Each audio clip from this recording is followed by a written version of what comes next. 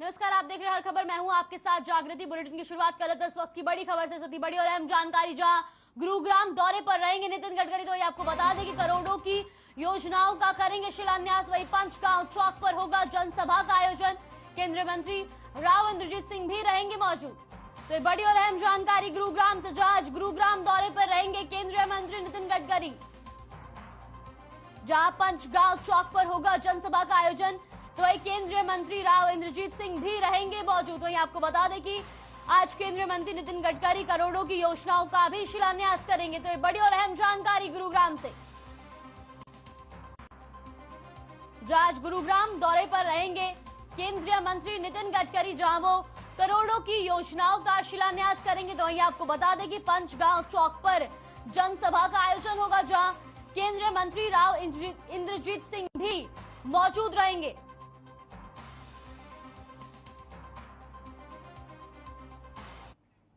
CM Manohar Lal ने बतौर वित्त मंत्री प्रदेश का बजट पेश किया। मुख्यमंत्री ने 1,77,000 करोड़ से ज्यादा का बजट पेश किया। सीएम ने कहा कि बजट में सभी के हितों का ध्यान रखा गया है। आपको इस रिपोर्ट के जरिए समझाते हैं कि किस क्षेत्र को सीएम ने क्या कुछ खास दिया है।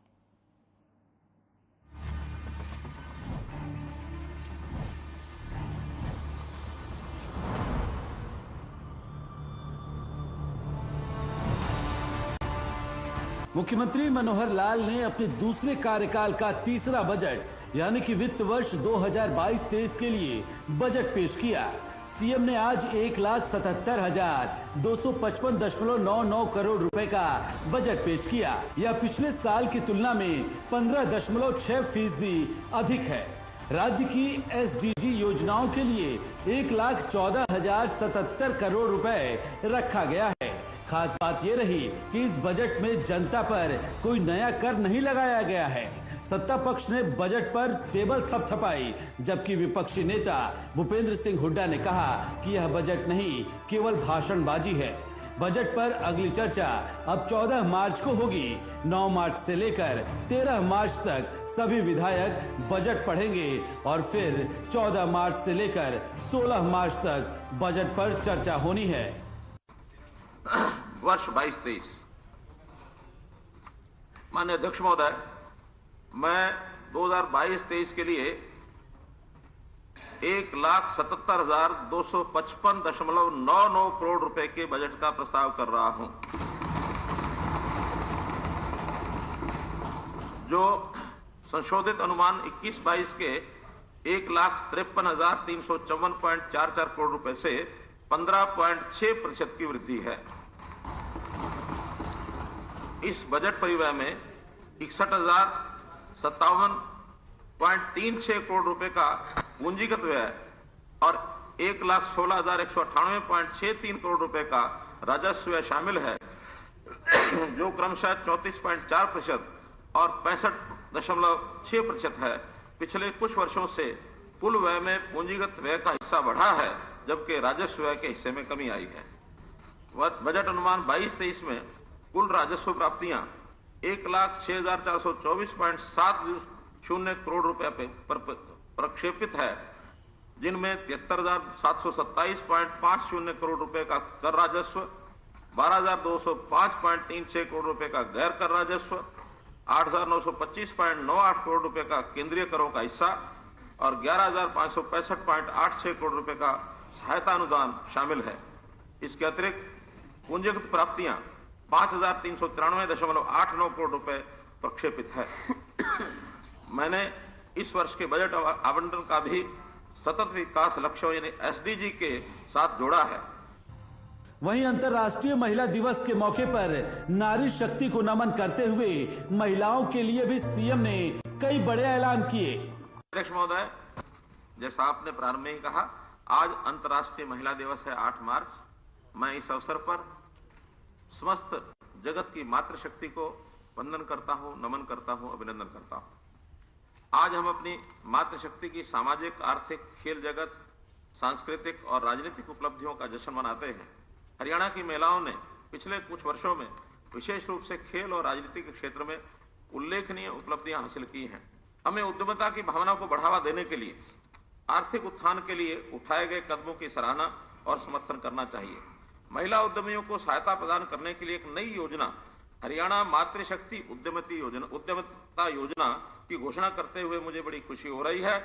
उन परिवारों की महिलाएं जिनकी वार्षिक आय परिवार पहचान पत्र में सत्यापित डेटा के आधार पर 5 लाख रुपए से कम है और जो किसी भी उद्यम व्यापार और व्यवसाय में उद्यमी बनना चाहती हैं, उन्हें वित्तीय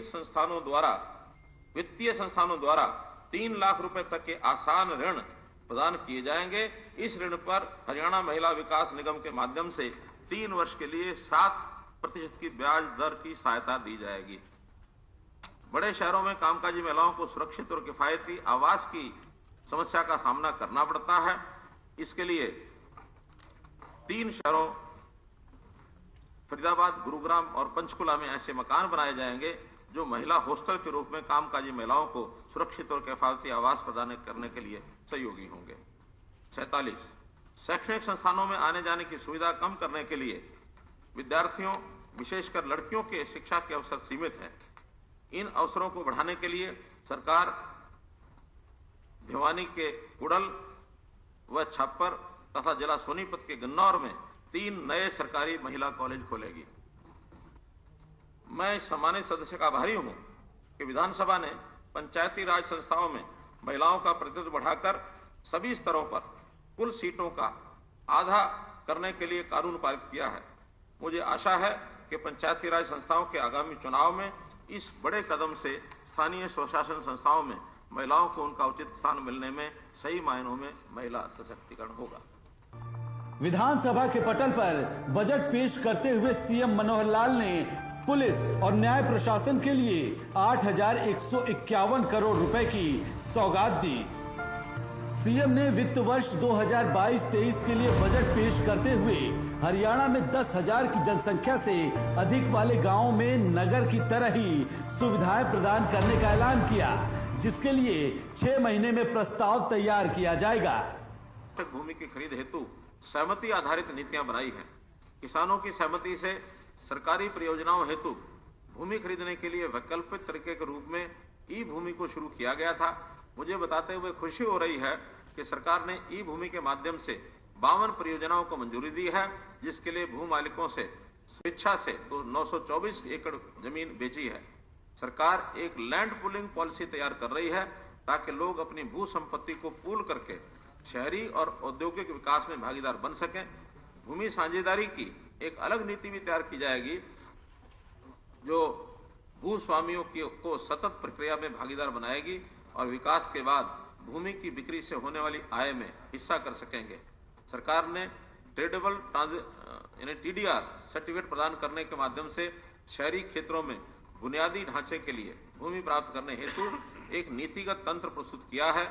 हमारी सरकार विगत के विपरीत राज्य के विकास के लिए लोगों के साथ काम करने में विश्वास रखती है। पिछले बजट में विवादों का समाधान योजना की घोषणा की थी। लंबे समय से बकाया बाह्य विकास शुल्क यानी EDC की वसूली में सुधार के लिए इस योजना को नवंबर 2021 में पुनः तैयार किया गया है। रियल एस्टेट क्षेत्र की मांग पर मैं इसे और 6 महीने के लिए बढ़ाने का प्रस्ताव करता हूं। इस दौरान सीएम ने खेलों के विकास के लिए भी कई घोषणाएं की और कहा कि खेल जगत के उत्थान के लिए 540 करोड़ रुपए की राशि दी जाएगी। खेलो इंडिया यूथ गेम्स की मेजबानी का अवसर प्रदान किया है। इस प्रतिष्ठित प्रतियोगिता में देश भर से लगभग 8500 खिलाड़ी 25 खेल श्रेणियों में अपनी प्रतिभा का प्रदर्शन करेंगे। खेलो इंडिया यूथ गेम पर लगभग 250 करोड़ रुपए खर्च होंगे, जिनमें खेल के बुनियादी ढांचे के विकास का खर्च भी शामिल है। इसमें 205 करोड़ रुपए की राशि राज्य सरकार द्वारा वहन की जाएगी, शेष राशि भारत सरकार द्वारा वहन की जाएगी। खेल अकादमी के तहत हरियाणा साहसिक खेल अकादमी के तहत Milkha Singh adventure sports club के माध्यम से सरकार साहसिक गतिविधियों में युवा उद्यमियों को बढ़ावा देने के लिए निरंतर प्रयासरत है। मैं वित्त वर्ष 22-23 के बजट में खेल युवा मामलों के क्षेत्र के लिए 540 करोड़ रुपए का आवंटन करता हूं, जो कि चालू वित्त वर्ष के अनुमानों की तुलना में 37.2% की वृद्धि है। स्वास्थ्य क्षेत्र के लिए 8,925.52 करोड़ रुपए, शिक्षा पर 20,250.7 70 करोड़ रुपए खर्च होंगे। ग्रामीण क्षेत्रों के लिए 200 करोड़ रुपए का बजट। कुरुक्षेत्र में बनेगा महाभारत कालीन theme park. 21 cyber police station बनेंगे। झज्जर में बनेगा राजकीय संग्रहालय। लड़कियों को परिवहन सुविधा के लिए साथी योजना का ऐलान किया गया। कामकाजी महिलाओं के लिए आवास बनाए जाएंगे। भिवानी में क्षेत्रीय अनुसंधान केंद्र बनेगा। समर्पण मुहिम में स्वयं सेवकों को जेब खर्च। हरियाणा फाइनेंशियल सर्विस लिमिटेड की स्थापना की जाएगी। तो सीएम मनोहर लाल ने वित्त वर्ष 2022-23 के लिए 1,77,000 करोड़ से ज्यादा का बजट पेश किया। 2022-23 का बजट पिछले बजट 2021-22 की बजट की तुलना में 15.6% ज्यादा है। उधर विपक्ष ने एक बार फिर से मनोहर बजट को कटघरे में खड़ा किया। नेता प्रतिपक्ष भूपेंद्र सिंह हुड्डा ने सरकार के बजट को जनता के साथ धोखा करार देते हुए कहा कि बजट के नाम पर सिर्फ भाषणबाजी की गई है। का ध्यान है भाई, आप कैपिटल एक्सपेंडिचर कुल 8% है, कर्जा बढ़ाने का काम किया है, तो किस्त जो है 32% तो किस्त में ही चला जाएगा, बाकी और चला जाएगा। कैपिटल एक्सपेंडिचर केवल 8% का है, बिल्कुल थोथा बजट है। और कोई जैसे आंगनबाड़ी का था, कर्मचारियों की बात थी, कोई उसका चर्चा ही नहीं है। किसान की बात थी, उसको महाराज की तरह सपना दिखा रहे हैं। पहले कह रहे 2022 तक हम आमदनी दुगनी कर दें किसान तो और कर्जे में डूब गया। और अब जो है कई स्कीमों में 2030 तक पहुंच गए, वो दिखाएंगे कि 2027 में पहुंच जाएंगे, 2024 तक क्या करेंगे।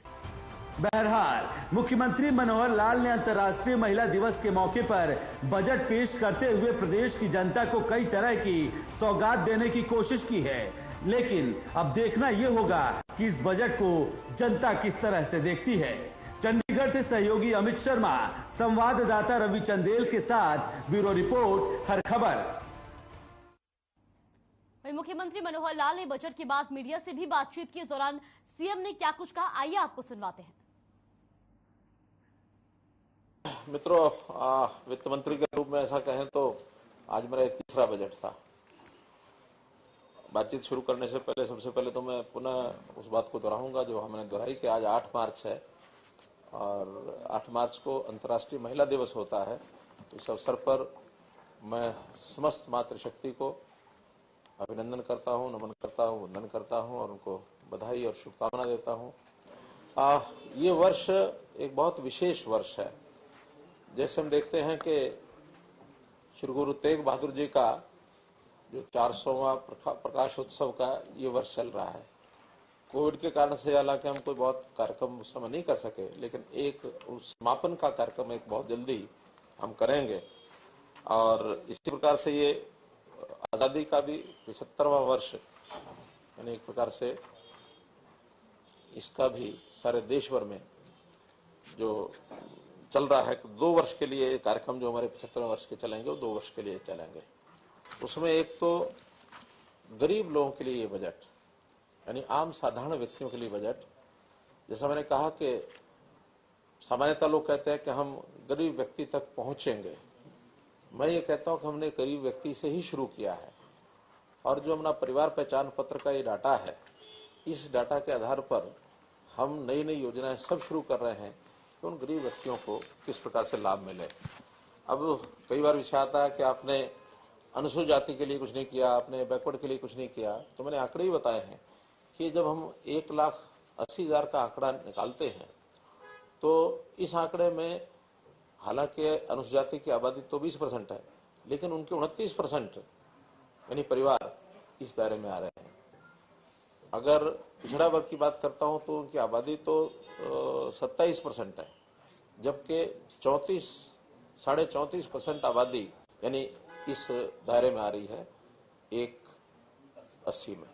तो इसलिए स्वाभाविक है दोनों वर्गों का 8-9% अपनी आबादी के शेयर से भी ज्यादा इसमें लाभ मिलेगा। चाहे हर प्रकार का व्यवसाय में मिले, सब्सिडी में मिले, अनुदान में मिले, बच्चों में मिले, फीस में मिले, या ट्रेनिंग में मिले, या जो रोजगार के लिए हमने नई नई योजनाएं बनाई हैं जिनके ऊपर फोकस कर रहे हैं, वो सारा बजट यानी इस हिसाब से उनको पर्याप्त संख्या में मिलेगा। वहीं महिला एवं बाल विकास मंत्री कमलेश टांडा ने सीएम आवास पर लाइब्रेरी का उद्घाटन किया। सीएम ने महिला दिवस के अवसर को देखते हुए लाइब्रेरी का उद्घाटन खुद न करके कमलेश टांडा से करवाया। ये लाइब्रेरी सीएम को मिले उपहारों की बनाई गई है। तो ये उद्घाटन समारोह में विधानसभा अध्यक्ष ज्ञानचंद गुप्ता और डिप्टी सीएम दुष्यंत चौटाला समेत पक्ष और विपक्ष के विधायकों ने शिरकत की। जहां अंतर्राष्ट्रीय महिला दिवस के अवसर पर सीएम ने कमलेश टांडा से सीएम आवास पर लाइब्रेरी का उद्घाटन करवाया। वही आपको बता दें कि उद्घाटन समारोह में विधानसभा अध्यक्ष ज्ञानचंद गुप्ता और डिप्टी सीएम दुष्यंत चौटाला समेत पक्ष और विपक्ष के विधायकों ने भी शिरकत की। तो जहां आपको बता दें कि लाइब्रेरी सीएम को मिले उपहारों की बनाई गई है। तो वही महिला एवं बाल विकास मंत्री कमलेश टांडा ने सीएम आवास पर इस लाइब्रेरी का उद्घाटन किया। जहां अंतर्राष्ट्रीय महिला दिवस के अवसर पर सीएम आवास पर लाइब्रेरी का उद्घाटन किया गया। तो वहीं जहां महिला एवं बाल विकास मंत्री कमलेश टांडा ने सीएम आवास पर इस लाइब्रेरी का उद्घाटन किया।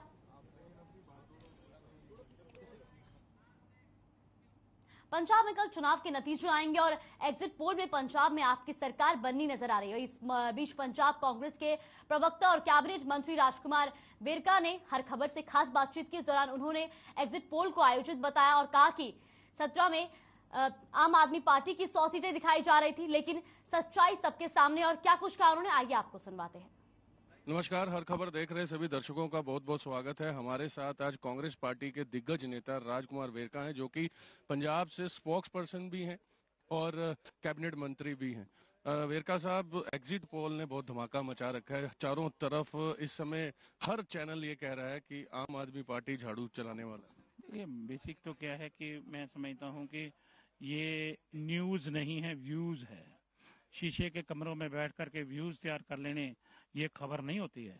खबर होती है सड़क पे उतरना, मोहल्लों में जाना, गलियों में जाना, 4 दुकानों में घूमने से तो कोई ओपिनियन नहीं बनता, या 4 लोगों को फ़ोन करने से ओपिनियन नहीं बनता।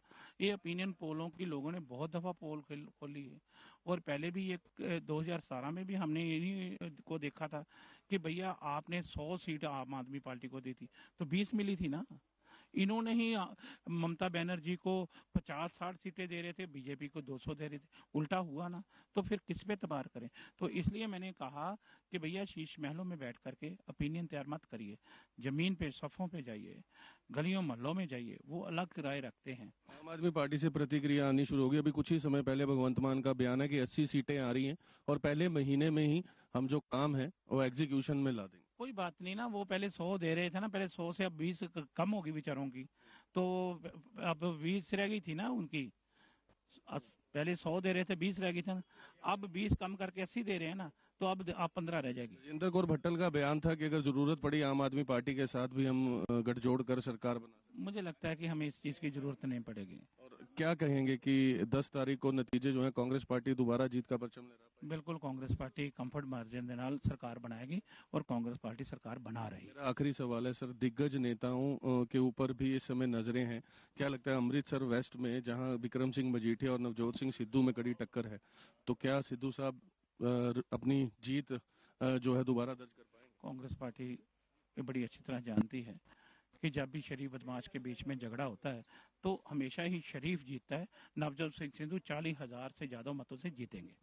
ये थे हमारे साथ राजकुमार वेरका और उन्होंने कहा कि 40,000 मतों से भी ज्यादा जो है नवजोत सिंह सिद्धू एक बार फिर जीत का परचम लहरा पाएंगे। तो अब ये देखने वाली बात होगी कि वाकई में ये जो भविष्यवाणी है ये 10 तारीख दोपहर होते होते क्या ये वाकई में सही होगी या नहीं, इस पर नजर हर खबर की बनी रहेगी। और कोशिश हमारी यही है कि हम अपने दर्शकों को सबसे सटीक और सबसे पहले नतीजे आप तक लेकर के आए। आप देखते रहे हर खबर। कैमरा पर्सन हरदीप के साथ मैं स्वर्ण, चंडीगढ़ से।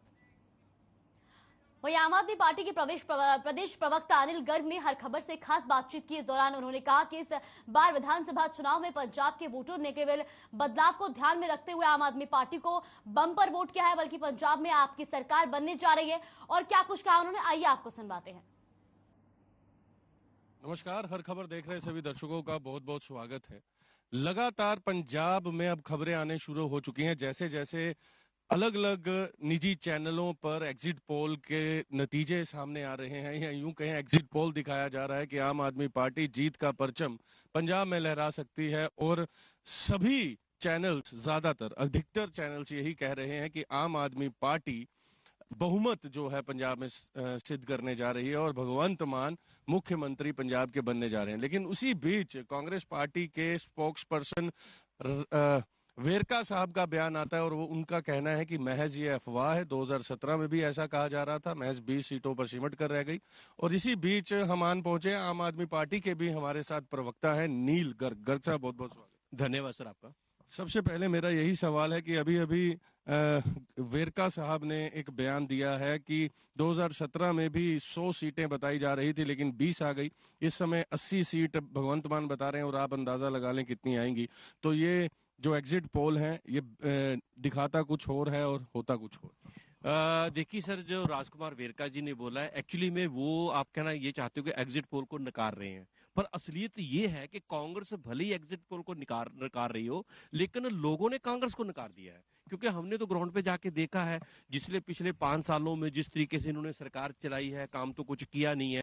और पिछले 15 साल से 20 साल से पंजाब के लोग इतने दुखी थे क्योंकि जिस तरीके के हालात पूरे पंजाब में बने हुए हैं। और इस बार जो बदलाव की मानसिकता के साथ जाने के लोगों ने वोट डाली है। और सबसे बड़ी बात ये होती है कि जब लोग एक सिंबल की बात करना शुरू कर दें, जब चेहरे पीछे छूट जाएं, तो तब वो कोई भी फैक्टर काम नहीं करता, ना कोई पैसा फैक्टर काम करता है, ना कोई और फैक्टर काम करता है। तो तब एक आंधी चलती है, वो आंधी आपको इन एग्जिट पोल में दिखाई दे रही है। और हम ये समझते हैं कि जब एक्चुअली रिजल्ट्स आएंगे वो इससे कई गुना बेहतर होंगे।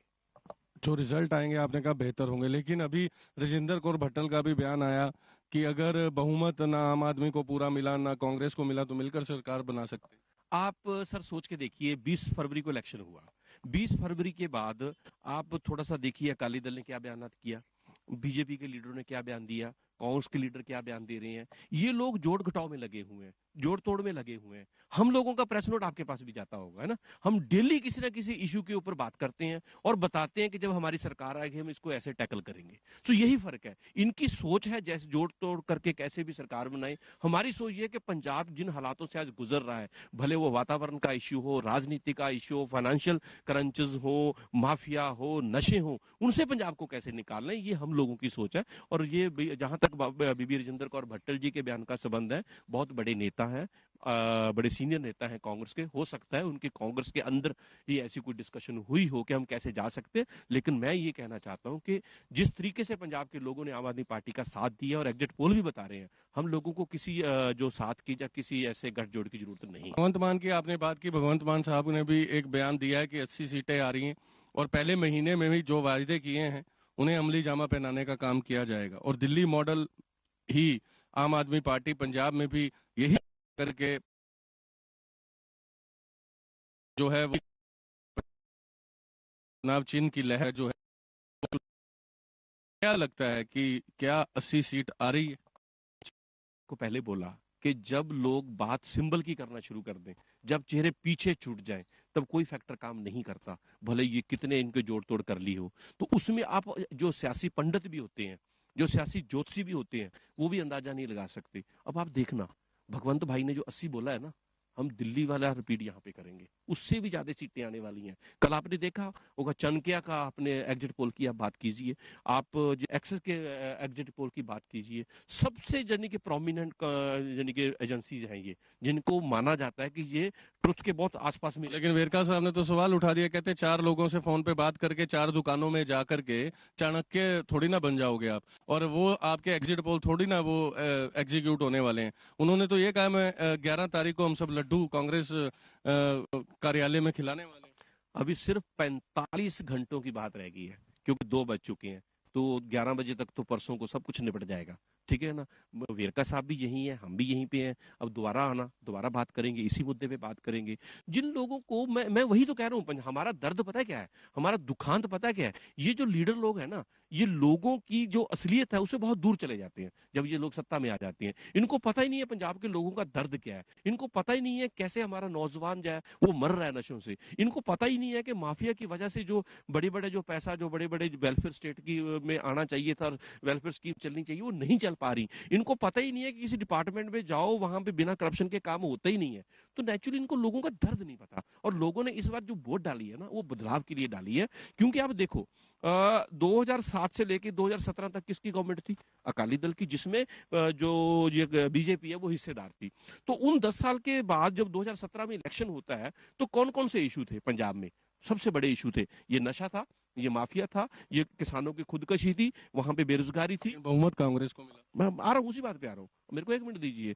खुदकशी थी, बेअदबी के इशू थे, ठीक है ना। और उस वक्त कैप्टन अमरिंदर सिंह, जिनको लोगों ने 2002 से 2007 तक काम करते हुए देखा था, वो आते हैं बठिंडा में एक स्टेज लगाते हैं, राजनीतिक स्टेज, वहां गुटका साहब को लाते हैं और उसकी कसम खाते हैं। और पंजाब के लोग गुरबानी में अथाह विश्वास रखते हैं। अब जो एक राजनीतिक लीडर पहले से छवि अच्छी हो, वो गुटका साहब की सौ लोग उसको वजह से उनको सत्ता, जो आपको मैं दे रहा हूं। लेकिन जब उन्होंने गुटका साहब की सौं खाने के बाद भी 5 साल सत्ता चलाई कांग्रेस ने, और 5 साल के बाद जब 2022 में इलेक्शन होता है तो कौन से इशू है? वही नशा, वही बेरोजगारी, वही बेअदबी, ठीक है ना, वही माफिया, वही महंगी बिजली जो।